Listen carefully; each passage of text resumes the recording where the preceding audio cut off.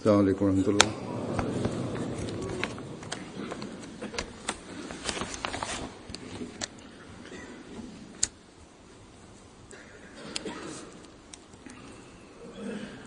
أشهد أن لا إله إلا الله وحده لا شريك له وأشهد أن محمدا عبده ورسوله أما بعد فأعوذ بالله من الشيطان الرجيم بسم الله الرحمن الرحيم الحمد لله رب العالمين الرحمن الرحيم مالك يوم الدين إياك نعبد وإياك نستعين اهدنا الصراط المستقيم صراط الذين أنعمت عليهم غير المغضوب عليهم ولا الضالين.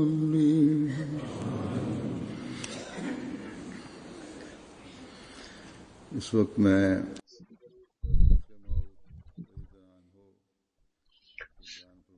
Сега аз от втория халиф Муслим Мауд разилата анху ще ви представя няколко случки за обещания Масия алейхиссалату вассалам и за неговите последователи. 9 февруари 1908 година пише едно откровение,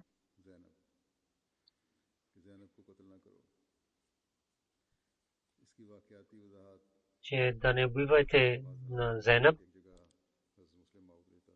че какво пише за него, за втория халиф казва, така тълкува това откровение, че в началото на 1908 година, че беше сватба за две дъщери. На едната дъщеря се казваше Зейнаб и малката дъщеря се казваше Кулсум. За Зейнаб предложиха другите хора и обещания Масия алейхиссалату вассалам е правил нейната сватба с един шейх сахиб и обещания Масия алейхиссалату вассалам каза, че да не правите нейната сватба с него, но той не е дал много зор и той не е казал много пъти.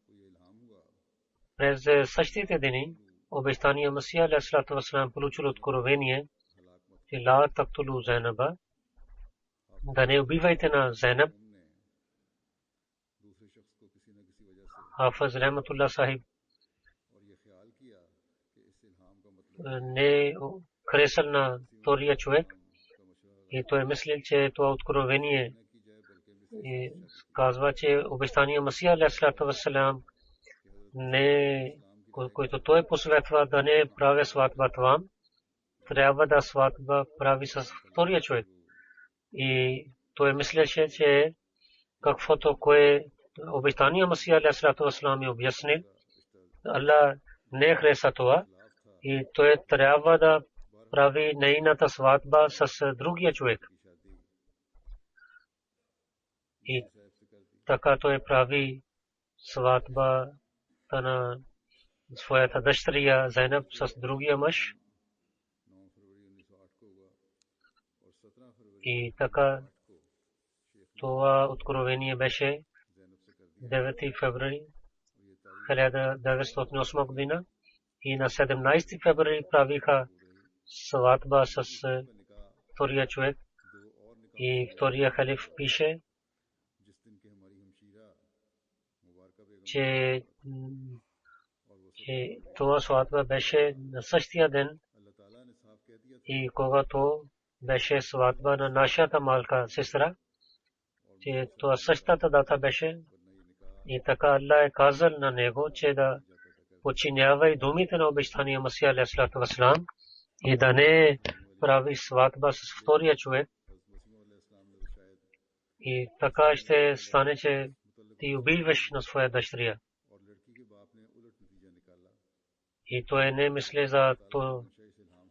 И баща на дъщерята мисли друго. И защо? Защото Аллах казваше, че от този човек ще има един проблем, ще излиза. Да не прави сватба с този човек и да подчинява и на обещания Масия алейхиссалату вассалам. Има доказателства, че обещания Масия алейхиссалату вассалам е казал на Хафиз Рахматуллах Сахиб същото. И когато муфти Сахиб излязъл от джамата, тогава втория халиф каза, че Пир Манзур Сахиб пред мен обещания Масия алейхиссалату вассалам е казал на Хафиз Рахматуллах Сахиб да не прави сватба на своята дъщеря с Шейх Сахиб. И той направи сватба там, където обещания Масия алейхиссалату вассалам забранил на него. И така той се ядосал. И Пир Манзур Сахиб каза, че аз отидох при обещания Масия алейхиссалату вассалам, че вие сте имам от Бога. И то е заповед Бога, че когато имамът казва нещо, тогава всичките вярващи трябва да подчиняват. Но Хафиз Рахматуллах Сахиб не подчинявал на обещания Масия алейхиссалату вассалам. Тогава той отговорил, че каквото вие казахте, това е правилно. Но в тези лични неща аз не давам зор. Тогава втория халиф каза, че когато слушах тези думи, нямах съмнение в това и няма друг човек, който е предсказал тези неща. И мислих, че трябва да има един друг доказателство, другите доказателства. Свидетел трябва да има, защото той искаше да има някой друг свидетел. Това е силата на Бога, че във втория ден получих едно писмо, който беше от Мунши Кудратуллах Сахиб Сонори. Той пише, че през 1915 година, когато дойдох в Кадиян, тогава някой човек е дал. Мислех, че да чета Коран с някой човек. Тогава аз почнах да чета от Хафиз Рахматуллах Сахиб. През един ден той казах на мен, че обещания Масия алейхиссалату вассалам е забранил на мен и казал да се женя моята дъщеря с един друг човек. И през тези дни това откровение дойде от Аллах, ла тактулу Зейнаб. И мислех, че обещания Масия алейхиссалату вассалам, каквото посветва на мен, това не е правилно. Аз трябва да правя така, както аз искам. Но сега той каза, че моя зет дава много проблеми на мен. От тези неща мисля, че това е заради това нещо, че не починих на заповеда на обещания Масия алейхиссалату вассалам. Втория халиф каза, че аз помня, че един път по времето на първия халиф този Шейх Сахиб се карил на своя баща. Тогава аз така правих, че той трябва да иска прошка от своя баща. И беше откровението, че да не прави сватба с Шейх Сахиб. И така това избъдна, че не само излиза от джамата Шейх Сахиб, така и неговата жена също излиза и тя стана невярваща. много хора не знаят за историята, че кой беше муфти сахиб и какво е за него. За това няколко ще ви обяснявам, че муфти сахиб е правил бейт на обещания Масия алейхиссалату вассалам. Той отиде в Египет, там той учил и той там се върнал обратно. И къде той отиде в Египта, той имаше полза. И така хората казваха на него шейх Мисри. Но едно време той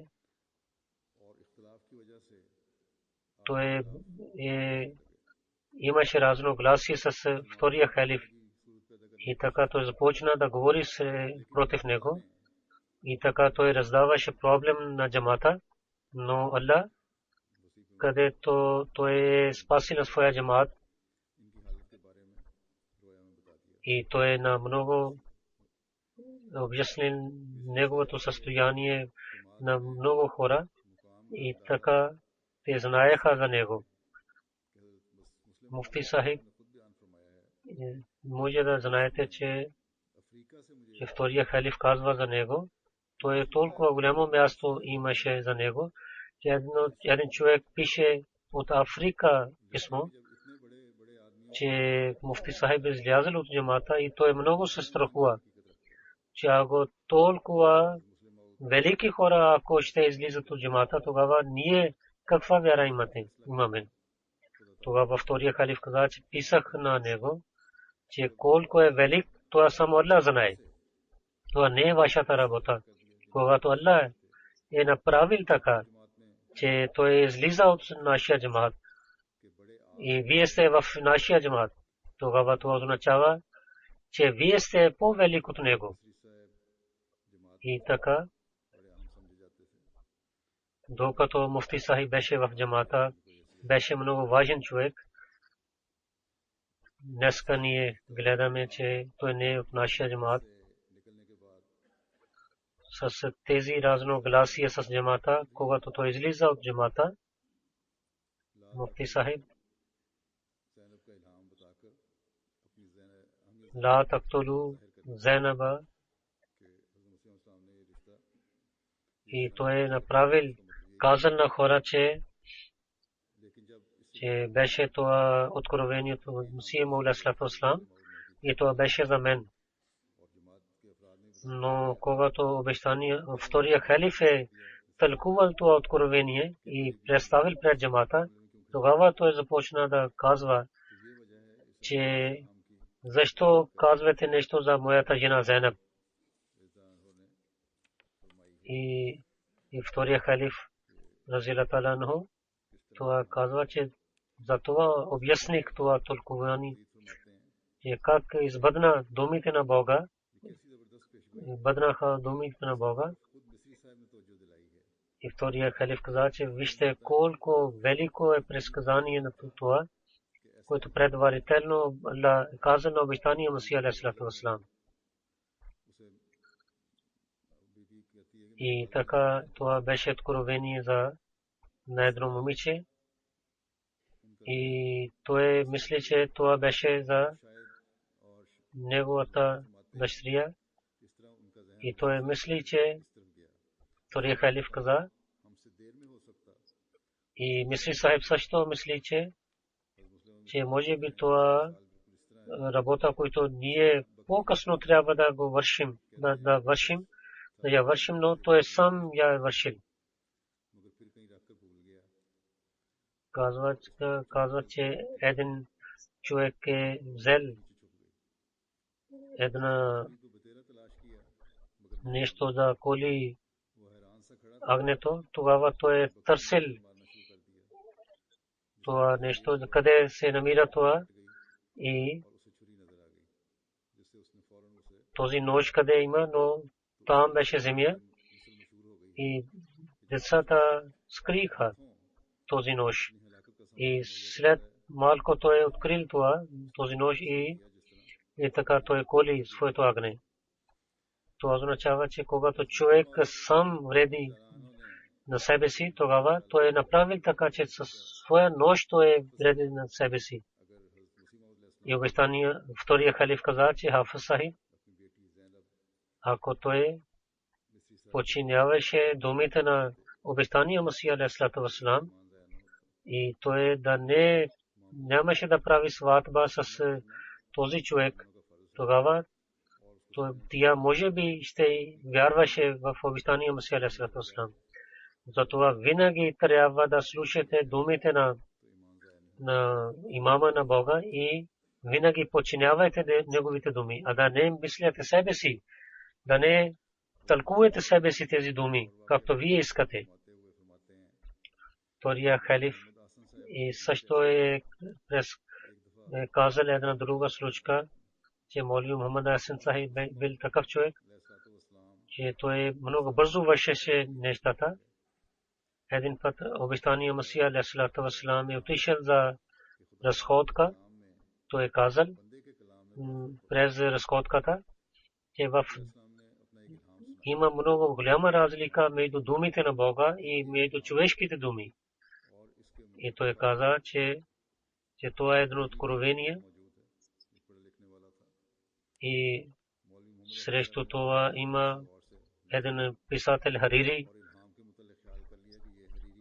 Мухаммад Асен Сахиб не слушал целия разговор, той не слушал и той мисли, че тези думи са от Харири и той е отказал от тези думи. Тогава, когато обещания Масия алейхиссалату вассалам каза, че тези думи са от Бога, тогава Молви Сахиб каза, че много хубави думи са. Затова винаги да не бързете да казвате нещо от думите на имама. И една случка, друга случка има. Един сик дойде при мен и той каза, че вашия чичо Гулам Кадър Сахиб много известен човек беше, но Мирза Гулам Ахмад Сахиб на него никой не знаеше. Този сик каза, че моя баща един път отиде при баща на Мирза Гулам Ахмад Сахиб и каза, че слушах, че вие имате един малък син. Къде е той? Той отговори, че той винаги има в джамията и чете рецитира Корана. Аз много притеснявам за него, че откъде той ще яде. Отивай при него и казвай на него да работи нещо. Аз искам той да работи някъде, но когато правя нещо за работата, той отказва. Тогава този си каза, че моя баща отиде при Мирза Гулам Ахмад Сахиб, него каза, че вашия баща това казва. Тогава обещания Масия алейхиссалату вассалам отговори, че моя баща притеснява за мен. Аз какво ще правя тези материални работи? И отговори на моя баща, че аз работя заради Аллах. Аз не искам другите работи. Тогава втория халиф каза, че този сик, тези думи действаха по него и той започна да плаче. Втория халиф каза, че той дойде при мен и той започна да плаче при мен. Исках да я питах, защо плачеш? Той каза, че днеска отидох в гробището Бехиште Макбара и когато исках да правя сайде, един Ахмади спирал на мен и Ахмадите не правят сайде на гробовете, но аз съм сик, аз мога да правя. Тогава защо той е забранил на мен? Тогава втория халиф каза, че обещания Масия алейхиссалату вассалам на него никой знаеше. И хората, които знаеха на него, че те толкова бояваха на него, че въпреки те бяха не мусулмани, Но когато отидоха на неговия гроб, те искаха да правят поклон пред неговия гроб. И втория халиф каза, че Молви Мохаммад Хусейн Баталви Сахиб е бил приятел на обещания Масия алейхиссалату вассалам. След претендирането на обещания Масия той каза, че аз дадох правих известен на този човек и аз така ще правя, няма никой ще го знае. Но Аллах направил, че сега за Молви Мохаммад Хусейн никой не знае. Но името на обещания Масия алейхиссалату вассалам е известно сега в целия свят. Втория халиф каза, че аз казах на него, ела в Кадиян, той трябва да станеш мусулманин. Тогава Молви Мохаммад Хусейн Сахиб каза, че благодарен съм на вас. През времето на втория халиф каза, че от времето на обещания Масия алейхиссалату вассалам има враждебността, но винаги джамаат има развитие. И сега ние пак имаме такива проблеми, но с благословите на Аллах джамаат има развитие. Затова втория халиф каза, че джамаат, вървейки по тези трудните пътища, има развитие. И помощта на Бога винаги е с джамаата. Но ако искаме това благословие да стане вечно, тогава винаги трябва да се молим. Ако така ще се молим, иншаллах таала, тези проблеми, които сега имаме и враждебността, всички ще изчезнат. На едно друго място, Молви Абдул Карим Сахиб така пише за обещания Масия алейхиссалату вассалам. Втория халиф каза, че първия халиф, нека Аллах да е доволен от него, Аллах е дал на него една много хубава работа. Когато тази работа свърши, той започна да работи в своя град Бера в район Саргода, където има много големи земеделци. Там той мислеше, че неговата работа ще върви много. Но когато той дойде в Кадиян да се срещне с обещания Масия алейхиссалату вассалам и искал да се върне обратно, тогава обещания Масия алейхиссалату вассалам каза, че за света вие гледахте много, сега елате при мен и да сядете тук. И така той е починил на тези думи, че не се върнал у дома си за своите вещите и другите неща. И той изпрати на другия човек за неговите нещата, които бяха в Бера. И така в Кадиян, в едно малко село, там хората идваха при него, болните хора, и той лекуваше на тях. И неговата жертва така беше, че той не мислеше, че тук ще има неговата работа. Нямаше месечна заплата, нямаше другите неща, откъдето идват пари при него. Но починявайки думите на Масия алейхиссалату вассалам, той работеше като неговия личен секретар. Той вършеше всичките работи на обещания Масия алейхиссалату вассалам. Сега колкото имаме различните части за работата, но всичките работи само един човек вършеше. Това беше първия халиф. Това е пример за нашите велики хора. Ние трябва да ги гледаме и да себе си и да вземаме добър свет от тези примери.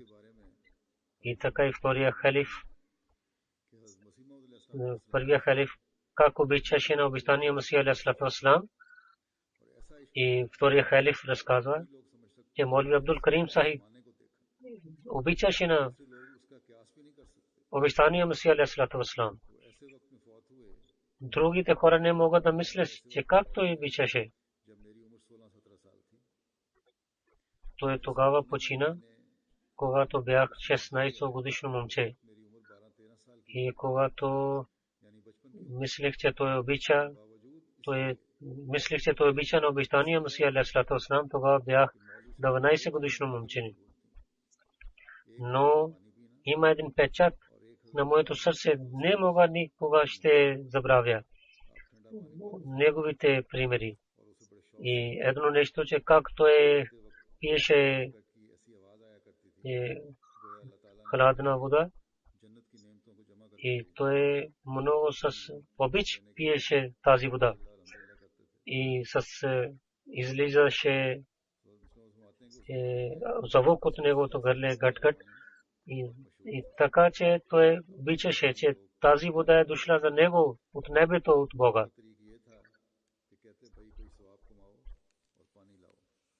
Че той казваше на момчетата, че ако някой иска награда от Бога, докарайте хладка вода за мен. И друго, това нещо, че той винаги чакаше до стълбите и там чакаше за водата, там той пиеше вода. И друго нещо, че когато той седеше при обещания Масия алейхиссалату вассалам, така гледахме, че той неговите очи нещо търсят от тялото на обещания Масия алейхиссалату вассалам и го ядат. И неговото лице така имаше радост, че с усмивката и с светлината той слушаше думите на обещания Масия алейхиссалату вассалам. И така той хвалеше на, че другите хора гледаха това нещо. И Хафиз Рошин Али Сай Мурхум гледа тези неща също. И Молви Абдул Карим Сахиб обичал много на обещания Масия алейхиссалату вассалам. И обещания Масия алейхиссалату вассалам също обичаше на него. Обещания Масия алейхиссалату вассалам беше неговия навик, че след вечерната молитва той седеше в джамията. И когато той почина, Молви Абдул Карим Сахиб, той тогава не седеше след вечерната молитва. И тогава някой питал, че защо сега не вие сядете след тази молитва. Тогава той каза, че когато гледам празното място на Молви Абдул Карим Сахиб, не мога да седна там. И така, вижте колко той обичаше на своите последователи. На друго място обещание, втория халиф каза, и помня, че в Кадиян един човек се карил и казал много лоши думи за Молви Абдул Карим Сахиб. И хората убиха, започнаха да бият на него. И така той повече казваше срещу Молви Абдул Карим Сахиб. И така много имаше шум там. Втория халиф каза, че аз бях малък. И ние гледахме това нещо там. Хората биха на него и той повече със сила говореше против Молви Абдул Карим Сахиб. През тези дни имаше един пехлван да се лекува от първия халиф в Кадиян беше той. Когато той слушал тези неща, той мисли, че може би това има сваб и награда за него. И той отиде там. И той не знаеше нищо на него. И така той също започна да бие на него. И тогава този човек пак беше, той имаше инат и той повторяше своите думи. Когато обещания Масия алейхиссалату вассалам знае това, той се ядосал. Той каза, че дали това учение е нашето учение? Той каза, че вижте, хората пасуват на мен, но аз не давам отговор на него, тях. И ако той говореше срещу Молви Абдул Карим Сахиб, защо вие започнахте да биете на него? Втория халиф каза,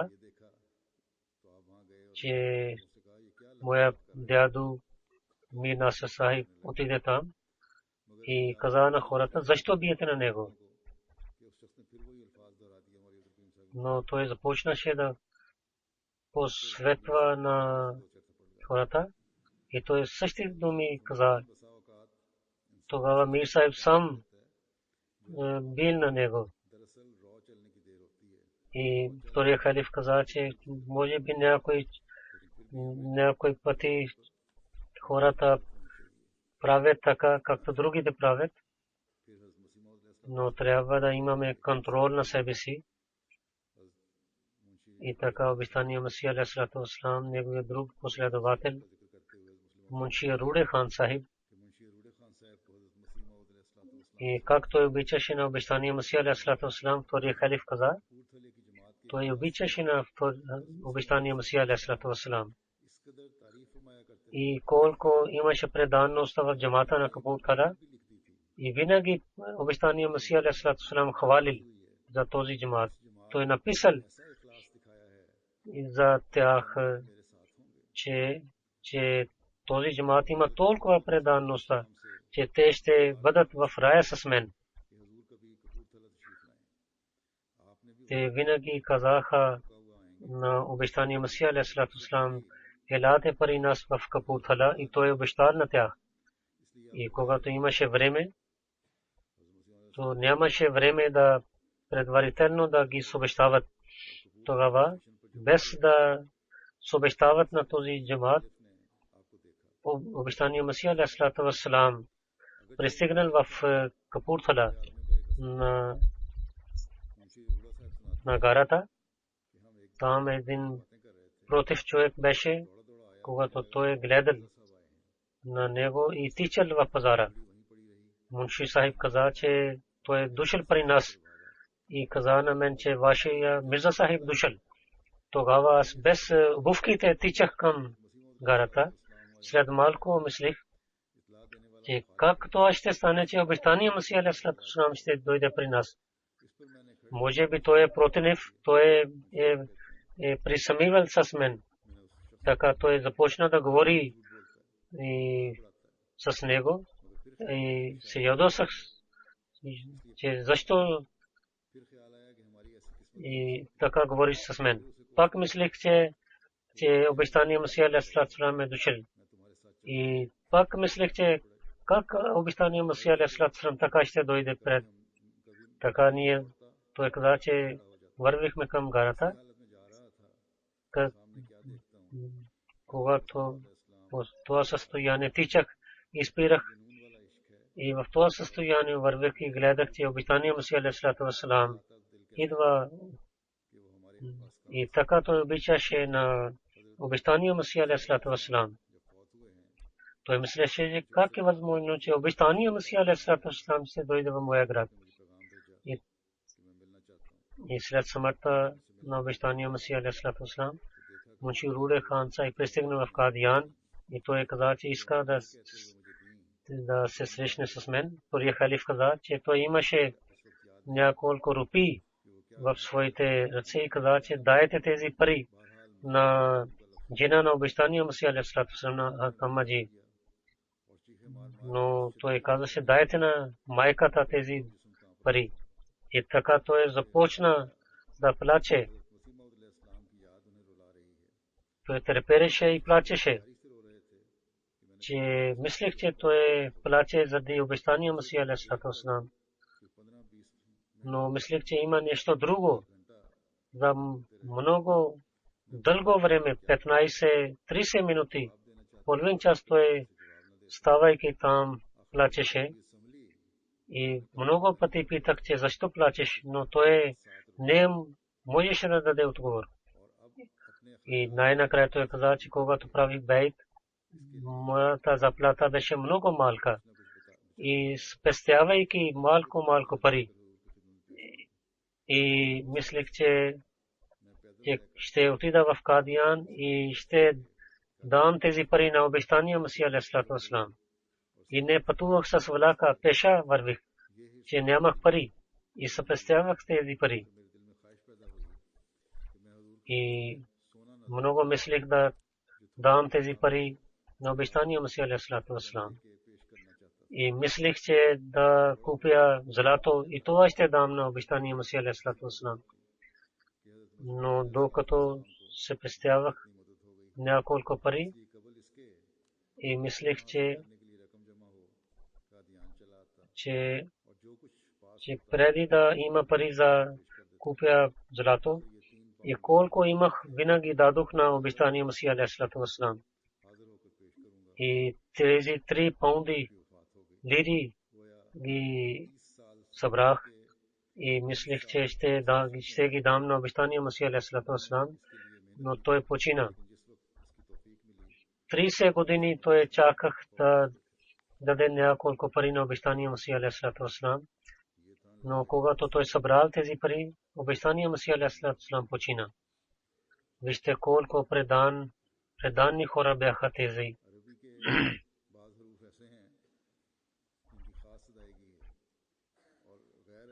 Няколко думи са на арабски език и които не са арабин, те не могат да тълкуват, да казват тези думи правилно. Един арабин отиде при обещания Масия алейхиссалату вассалам и каза, че вие не може да произнесете тези думи правилно. Тогава втория халиф каза, че в събранието дойде един човек при обещания Масия алейхиссалату вассалам. През разговора обещания Масия рецитирал един стих от Корана и така той рецитирал, произнесъл тези думи на панджаби акцент. Той не ги рецитирал думата каф като от гърлото, като рабите говорят.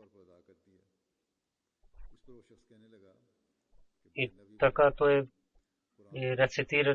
Тогава този човек каза, че вие сте пророк, вие не можете да произнесете правилно думите на Корана. Когато той каза тези думи, там беше Сахибзада Абдул Латиф Шахид Сахиб. Тогава той започна да бие, иска да бие на него. Тогава обещания Масия алейхиссалату вассалам спирал неговата ръка и на другото място беше Молви Абдул Карим Сахиб. Той също иска да бие на него. Тогава обещания Масия алейхиссалату вассалам също спирал на него. Тогава обещания Масия алейхиссалату вассалам каза на него, че тези хора само мислят това неща, тези неща. Ако тези неща те не ги използват, тогава какво те ще говорят против мен?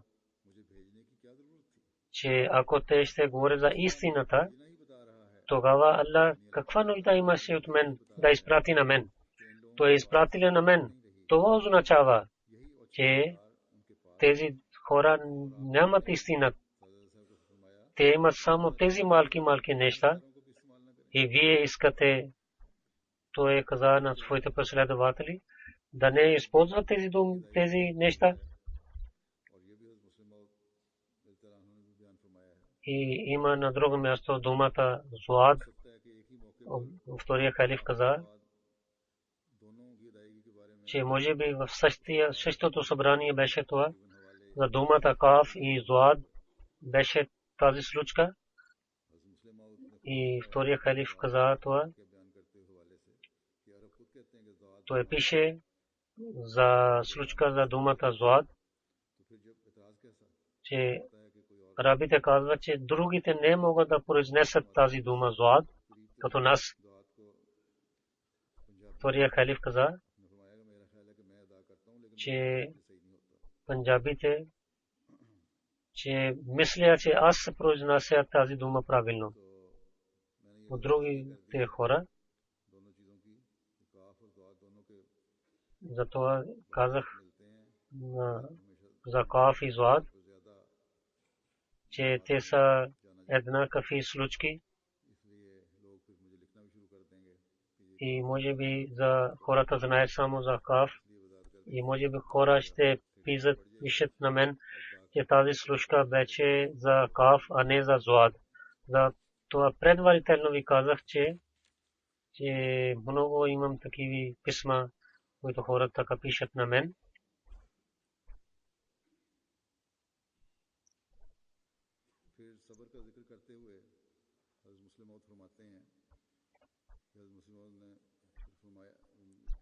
За търпението втория халиф разказва,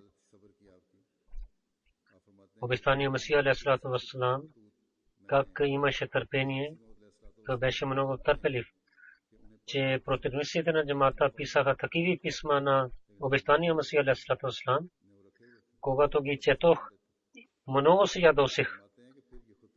Но обещания Месия алейхиссалату вассалам имаше тези писма, но той имаше много търпение. Тогава толкова писма той получих, такива лоши писма, че втория халиф каза, че не получавам аз такива писма. Може би 4 или 5 писма идват за мен, такива лоши писма. Но по неговото време, в седмицата, 2-3 писма, такива дойдоха при него, че хората много посуваха на него. Че един път се четох едно писмо и четох едно или две писма и много се ядосах. Тогава Витания Месия алейхиссалату вассалам гледал на мен и той взел тези писма от мен и каза, че да не четеш тези писма. Има такива много писма при мен. И имаше там един куфър. Там той пазеше тези писма. Много пъти той ги изгарил тези писма, но пак имаха много писма. За такива куфрите той пише в своите книги, че има много писма. При мен има куфери, пълни с такива писма, където хората посуват на мен. Затова той е казал на своя джамат да не притеснявайте от тези неща, защото когато имаме такива неща, тогава така и ще имаме развитие в нашата вяра. Хората, които са против мен, те имат мръсотия в техните сърца. Затова оттам излиза мръсотия. Затова, че ние трябва да бъдем добри. Ако хората с лош начин произнасят с нас, но ние трябва да бъдем добри с тях. На другото място, втория халиф каза, че Аллах сложи бъркат във всичките неща, които са свързани с пророк, с пророк. И затова не може да отказваме тези благослови. Това е една истина. Втория халиф каза, той каза, че пише в вестник Бадър, че един път обещания Месия алейхиссалату вассалам пътувал до Дехли. Той е отишъл на гробовете на праведните хора. Хаджа Баки Билла Сахиб, Хаджа Низамуддин Сахиб, Олия, Шah Waliullah Sahib, Khaja Mir Dad Sahib и Насируддин Сахиб, Чараг. Той отише на техните гробове и там се моли. Докато аз помня, че така не пише във вестника, че сърцата на хората, които живеят в Дели, техните сърца са мъртви. Но обещания Месия каза, че аз отидох на тези гробове да се моля за тях, за техните потомства. Нека Аллах да им показва на правия път. Там пише, че обещания Месия алейхиссалату вассалам каза, аз се молих за тези праведните хора и за техните деца. И вижте, обещания Месия алейхиссалату вассалам не само се молил за техните праведните хора. Хората, които мислят само да се молим за онези хора, които са погребени там, не само така. Обещания Месия алейхиссалату каза, аз се молих за тях и така се молих на техните потомства и за себе си също се молих. Нека Аллах да ни даде успеха в нашата работа. И тези думи са публикувани. И така и в неговата книга Тазкирату Шахадатен той пише, че исках да отида в Гурдаспур и така да пиша тази книга и докарам тази книга до Гурдаспур. Но имах болка в бъбреците и не можах да върша тази работа. Тогава той каза, че аз се моля, че аз ще се моля. Той каза на своята жена, вие да казвате амин. тогава той мисли за Сахибзада Абдул Латиф Сахиб, че о моя Бог, той е починал заради теб, той стана мъченик заради теб. Аз искам да пиша за него. Помагай на мен. Тогава той каза, че нямаше да стане 6 часа сутрин. Те написах цялата книга. Вижте, той искаше да отиде за една жалба в Гурдаспур. Той искаше да свърши тази книга. Той стана болен. Но тогава той говорил със своя представяйки душата на своя последовател и се молил на Бога, че о моя Бог, дай на мен здраве, да искам да пиша тази книга за моя последовател. И така Аллах е приел неговата молитва. И заглавието на тази случка, че едно чудо за Молви Абдул Латиф Сахиб, мъченик. И така Масиму алейхиссалам така се молил. И който е забранено в исляма това, че да не искаме нещо от мъртвите. И това не е позволено от исляма. И където има тези праведни за хора, човек отива там и мисли за доброто. И така човек тези обещания, които той е направил с Бога, когато човек мислейки тези обещания се моли пред Бога, това е позволено. И така има развитие в духовността. И това е задължението на вярващ, че човек да отива на такива места, където има благослови. И така да хората трябва да отиват на гроба на обещания Масия алейхиссалату вассалам. Ние може да казваме, че о моя Бог, това е този човек, с който ти си обещал за развитието на исляма. Това беше това в твоето обещание, че ще разпростне неговото име в света. Нека Аллах да ни даде възможността, че ние да, бъдейки част от това обещание на Бога, ние да станем част и да изпълним своите задължения, че истинското лице на исляма да представим пред Бога и да гледаме това развитие с нашите очи. След молитвата има едно джаназе. Молви Мухаммад Юсуф Сахиб Дарвеш от Кадиян, 22 юли 2015 година той почина, когато той беше 94 годишен човек. Той беше учител за Коран и традициите на пророк саллаллаху алейхи ва саллям. Много праведен човек беше той. И той беше от Касба Мокъл, от район Касур. Той е завършил основното учение в своето село.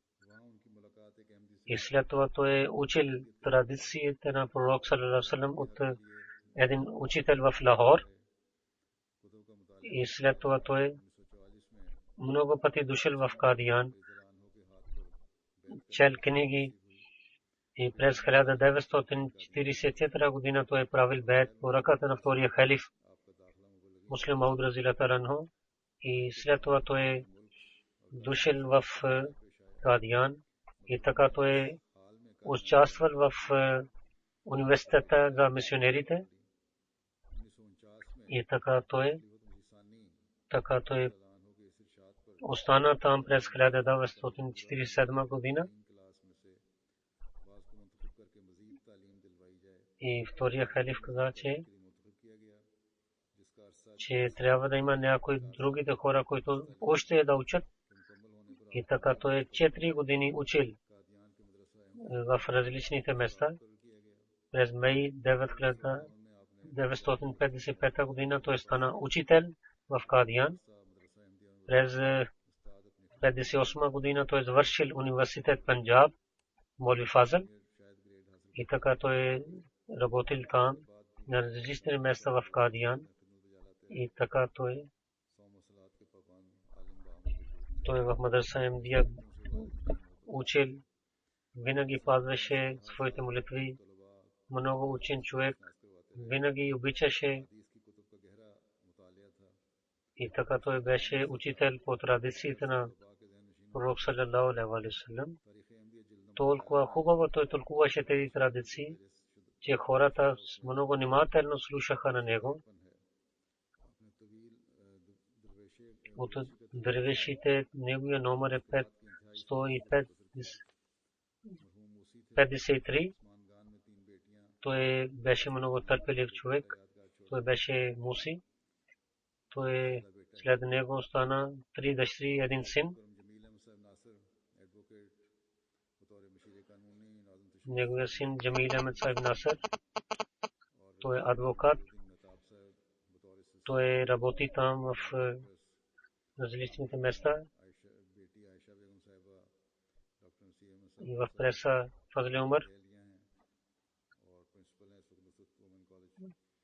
Айша Бегам Сайб е жена на Хафзабади Сахиб. И тя работи там на джамата. Нека Аллах да увеличава мястото на починалия човек и нека неговите синове и дъщери да продължават да вършат добрини като него. Амин. Alhamdulillah nahmaduhu wa nasta'inuhu wa nastaghfiruhu wa nu'minu bihi wa natawakkalu alayhi ونعوذ بالله من شرور أنفسنا ومن سيئات أعمالنا من يهده الله فلا مضل له ومن يضلل فلا هادي له ونشهد أن لا إله إلا الله ونشهد أن محمدا عبده ورسوله عباد الله رحمكم الله إن الله يأمر بالعدل والإحسان وإيتاء ذي القربى وينهى عن الفحشاء والمنكر والبغي يعظكم لعلكم تذكرون اذكروا الله يذكركم وادعوه يستجب لكم ولذكر الله أكبر.